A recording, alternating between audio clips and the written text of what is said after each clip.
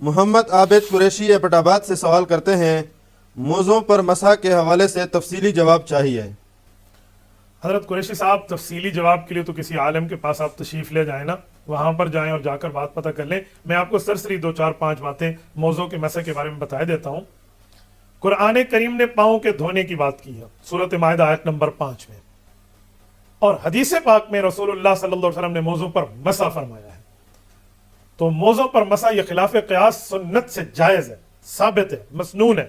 حضرت امام اعظم ابو حنیفہ رحمۃ اللہ صحابہ کے شاگرد فرماتے ہیں کہ موضوع کے مسح پر مجھے قرآن کریم کی جب کوئی آیت نہ ملی تو میں نے احادیث پاک کو تلاش کیا، 1 2 3 پر بات نہیں ہے، فرمایا میرے سامنے افاظہ حدیثیں آئی ہیں۔ افاظہ حدیثہ کے معنی ایسے احادیث آئی ہیں صحابہ کرام کی، کوئی 70 سے اوپر، جیسے بارش کے قطرے اور پانی آتا ہے۔ میں نے کہا جی واہ، یہ ثابت، یہ ثابت، یہ ثابت، یہ ثابت۔ تو فرماتے ہیں ہم مسح کے قائل ہو گئے، موضوع پر مسح ہو سکتا ہے۔ پھر امام اعظم ابو حنیفہ صحابہ کے شاگرد نے اہل حق کی 3 نشانیاں بتائیں کہ ہم اہل حق ہیں، الحمدللہ ہماری 3 پہچان اور شناخت ہے۔ نحن نفضل الشیخین ونحب الختنین ونرى المسح علی الخفین۔ ہم اہل حق ہیں، ہم حضرت ابوبکر عمر کا رتبہ امت میں سب سے بڑا رکھتے ہیں۔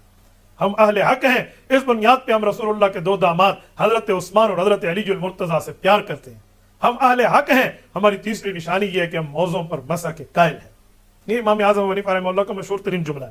تو یہ تو سیاستہ بھری پڑی ہے حدیث سے، حضرت مغیرہ سے ہے، حضرت ابو ایوب سے ہے، اس طرح کئی سے، حضرت جابر سے، حضور پاک علیہ، حضرت زر بن حبیش کی روایات اٹھا لے، حضرت رسول اللہ صلی اللہ علیہ وسلم نے مسح فرمایا موضوع پر۔ اب موضوع پر مسح تو ثابت ہو گیا، کیسے کریں گے، کب کریں گے، کس طرح کریں گے، یہ بات ذہن میں رکھنا۔ وضو کیا ہوا ہو بندے کا اور اس کے بعد موزے پہن لے۔ اب کبھی وضو ٹوٹ گیا تو یہ آدمی پورا وضو کرے گا پاؤں دھونے کے بغیر، اور پاؤں پر 3 انگلیوں کا مسح کر لے گا۔ اب اس کا ٹائم شروع ہو گیا۔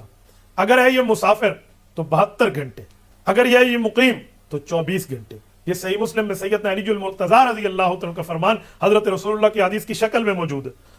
حضرت علی نے اللہ کے رسول صلی اللہ علیہ وسلم سے سوال فرمایا تھا تو اس کا جواب یہی تھا کہ جو شہر میں رہنے والا مقیم ہے 1 دن 1 رات، اور اگر یہ مسافر ہے تو اس کے لیے 3 دن 3 رات ہے۔ یہ رسول اللہ صلی اللہ علیہ وسلم نے اس کا ٹائم بھی خود طے فرمایا۔ تو اسی طرح ہوگا۔ اب آپ کے پاس رات کو نیند بھی ہو گئی ہے نا، اور آپ کا ٹائم پورا نہیں ہوا تو آپ نے صبح اٹھ کے صرف اس کے اوپر مسح ہی کرنا ہے۔ لیکن یہ بات یاد رکھیں، وہ موزہ ہونا چاہیے چمڑے والا، اس میں ٹخنے آپ کے چھپے ہونے چاہیے۔ اگرچہ اس موزے کے نیچے آپ نے پاؤں پر پہلے جراب پہن لیے، پھر اس کے اوپر موزہ پہن لیا، ٹھیک ہے، بالکل صحیح ہے۔ یہ نہیں ہے کہ وہ موزہ آپ کے جسم کے ساتھ چپکا ہوا ہو، آپ نے درمیان میں کوئی جراب پہن لیے تو بالکل آپ کا مسح نہیں ہوگا، ایسی بات نہیں ہے۔ کم از کم اس میں ٹخنا آپ کا چھپا ہوا، اس سے اوپر جتنا ہو آپ کا اپنا ذوق اور مزاج ہے، لیکن کم از کم ٹخنا چھپا ہوا ہو، اور یہ موزہ ہو، چمڑے کا موزہ ہونا چاہیے۔ عام جرابوں پر مسح نہیں ہے، یہ بات ذہن میں رکھنا۔ بعض لوگ عام جرابوں پر بھی مسح کر لیتے ہیں اور اس کو شریعت کا جزو سمجھتے ہیں، یہ شریعت کا جزو نہیں ہے۔ میں اس کے ساتھ ایک جملہ مزید آپ کی خدمت میں سمجھانے کے لیے کہتا ہوں۔ موضوع پر مسح کے لیے یہ بات آپ ذہن میں رکھنا کہ حضور پاک صلی اللہ علیہ وآلہ وسلم کی ترتیب اور طریقہ آ رہا ہے، تو اس طریقے پر ہم اس کے قائل ہیں۔ اچھا، عام جرابوں پر مسح بھی نہیں ہے، ہاتھ پر پہنے ہوئے دستانوں پر مسح بھی نہ سمجھنا، اپنی ٹوپی پر بھی مسح نہ سمجھنا، سر پہ بندھے ہوئے مفلر یا عمامے پر بھی دوپٹہ مسح نہ سمجھنا۔ عورتیں اپنے سر پہ دوپٹے اور برقعے کو بھی موزے کے قائم مقام نہیں کر سکتی۔ اس لیے ان تمام معاملات کو اس کو واضح دیکھنا چاہیے۔ اچھا، یہ پھر اس کا مدت کب ختم ہوتی ہے؟ اگر یہ مقیم ہے، جیسے 1 دن 1 رات پوری ہوئی، گویا اس کی موضوع پر مسح ختم ہو گیا، اب اس کو مکمل وضو کرنا ہوگا۔ اور اسی طرح 3 دن 3 رات پوری ہونا تو مسافر کا خود بخود ٹائم پیریڈ ختم ہو تو ختم ہو گیا۔ اور یہ بات یاد رکھیں، آپ نے وضو کیا ہے، اس کے بعد وضو ٹوٹا ہے، آپ نے پھر وضو کیا ہے اور موضوع پر مسح کر لیا۔ پہلے تو آپ وضو کر کے پاؤں ڈالیں گے نا پاک حالت میں، اس میں اب آپ نے مسح کیا، آپ جب تک موزہ آپ کے جسم پر رہے گا آپ کا وضو برقرار ہے۔